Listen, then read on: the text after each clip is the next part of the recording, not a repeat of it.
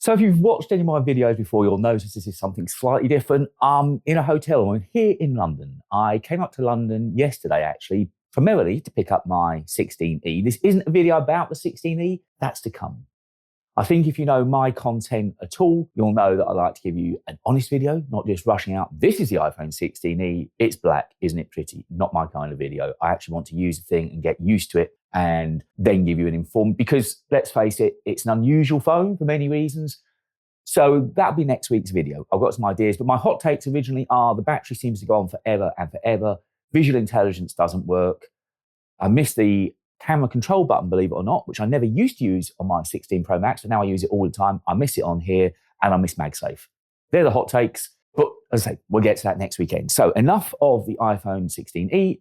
The reason for this video is to talk about productivity and help come behind the scenes with me a little bit. It's not a full BTS, but it's to give you an idea of what happened. So I was asked to come up to London to pick up the phone. I had a meeting with Apple business yesterday, Apple Battersea, and that means, of course, being away from the studio, being away from the desk, but still needing to be creative, make content. I met with another videographer yesterday who helped me out with a load of the shots you'll be seeing in this video, and it was important I stayed productive. So I can bring kit with me, that's fine. I bought an M1 Max MacBook Pro, which I think you can see just behind me. I bought an M3 MacBook Air so that when I was out on location shooting yesterday, we could quickly take the SD card, have a look at the shots we were getting.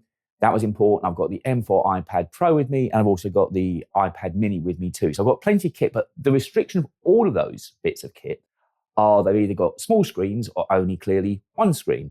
And say when I was working with this other videographer yesterday, I needed to be able to share content and look at things. That's where a second display comes in really, really handy. And of course, real estate as well. You know I like large displays. I always have done, which is why generally at the studio, I work on a 27-inch studio display. So I've been looking for solutions to come up with, because I've been asked to come out to do events before, and I was always worried that I was going to lose time in productivity and not get a video out. And when you're the only person making that entire video, from thumbnail to scripting to uploading, it's important that you don't miss a day's work, believe it or not. So I've been looking around for options, and I finally came up with the one that I think works best for me, this espresso displays. I've got the espresso display 15 with me here, and that's what I'm going to be talking about in this video. They do make other displays as well. That's a non-touch display I've got with me, but they make touchscreens as well in a 13 and 15.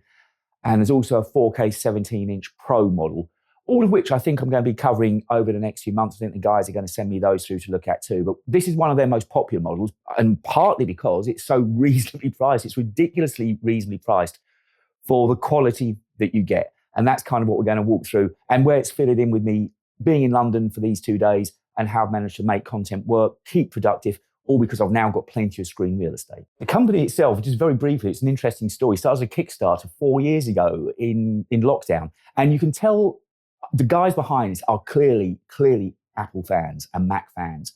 And there's a good chance if you're watching this video, I'm guessing you're in the Apple ecosystem. And if you are, in my mind, this display looks like a miniature iMac. That chin at the bottom, they've clearly taken design cues without mimicking, but they've just taken design cues from Apple, which is fine because also the materials are really premium. It feels really solid. It doesn't feel like it's ever going to break or let you down, but it just sits so well alongside all of my Mac gear. It just looks as if it's part of that same Apple ecosystem. And that was part of the appeal that drew me to it. Now, it was never supposed to, because we're going to talk about Sidecar and iPad in a minute. I've used it loads since I've had the iPad Pro, and I really enjoy using it. It's an important part of my workflow back at the studio. As you know, I normally pass all my final videos over onto the iPad Pro. It's the best screen I've got, just to check I'm happy with the color, check if there's anything I need to change before I actually upload it to YouTube. So it's not trying to replace Sidecar. It's trying to give you another option too. It's trying to extend your workability. And to that end, the reason that I think the guy sent me this one to use first, when I said about coming into London, they said, well, this one is just really portable, really transportable. It is. It's made for this kind of thing. It's made for throwing in a rucksack, which is exactly what I did. It only weighs 765 grams. It's only 5mm thick. It's kind of iPad-esque, if you like. It's certainly about the same thickness as an iPad, and it just works really easy. One of the other things I really like about it is how simple it is to use. Sure, you can go onto their website and you can download ExpressFlow. If you go on to espresso, you can find that software there. And that opens up more possibilities. It gives you battery life, and it gives you the options to arrange your screens, very much like Sidecar. But you can just take the thing out of the box. It's color calibrated out of the box as well. You can literally take it out of the box, plug it in. You've got 2 USB-C pass-through ports, and you're away. It's as simple as that. It's 100% sRGB. It's got all the colors there. It's got about 17, just under 17 million colors. It's really color accurate. It's a great display to use. It's not a 4K display. This is a 1080 display, 300 nits of brightness, 60 hertz refresh rate. And there's a reason for that as well. 4K is all well and good for particular instances, for particular times that you need that. But on an instance like today, where I just need to be productive and look at things in good quality, but also with an eye to battery life.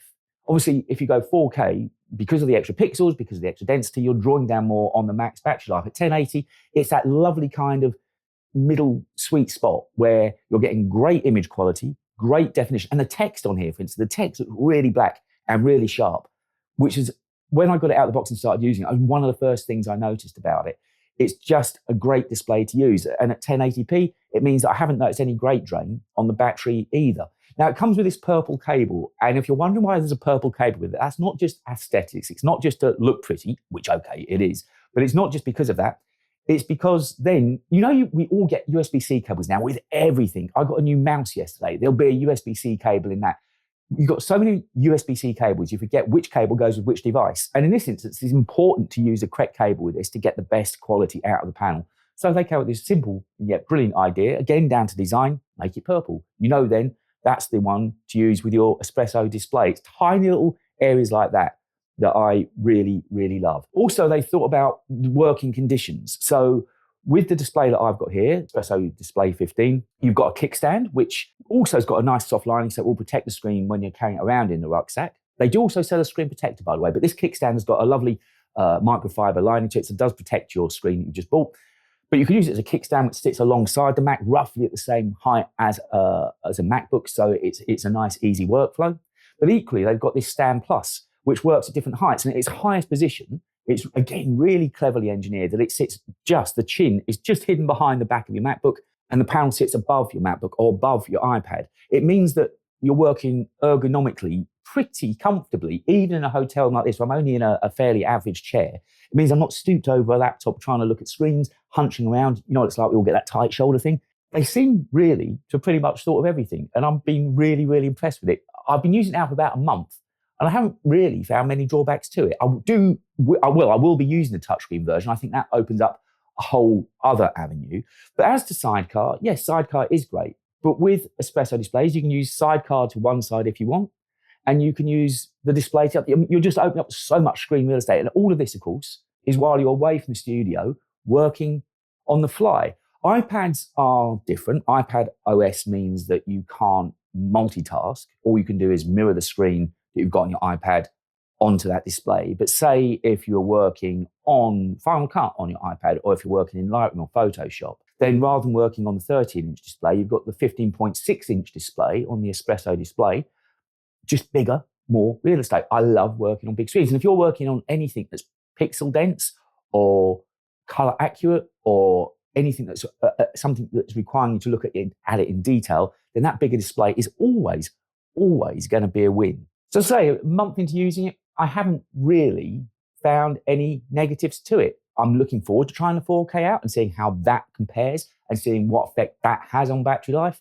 But this is Espresso 15. There is a link in the description if you want it, but I'm not sitting here trying to force you into it. I'm just saying that I've now opened up the opportunity of being able to walk away from the studio and be productive and be creative without sacrificing quality, without sacrificing the ability to look at images in great clarity, really in-depth images. It's fantastic. Last night here in the room, I was looking at some of the shots we'd done yesterday afternoon, and it's just wonderful having this bigger display to work on. Honestly, if you're looking to maximize your productivity away from your desk, away from your studio, away from your office, if you've got to go traveling over the next few weeks, take a look at the displays from Espresso Display. Honestly, they're a company that really seem to have thought of everything, and they're clearly aiming these displays to work in the Apple ecosystem. I couldn't be happier than to have found these displays. And that's why I wanted to bring you this video, just to let you know that there are options out there. There are options to extend your workspace, to extend your productivity. They're worth looking into. This has taken me out of my comfort zone, but I'm really glad it has. And I'm really glad that I found Espresso Displays to partner with on this video, and hopefully bring you more videos over the next couple of months. But honestly, go and check them out. They are mobile displays that are worth looking at last, that also sit beautifully in your Apple ecosystem.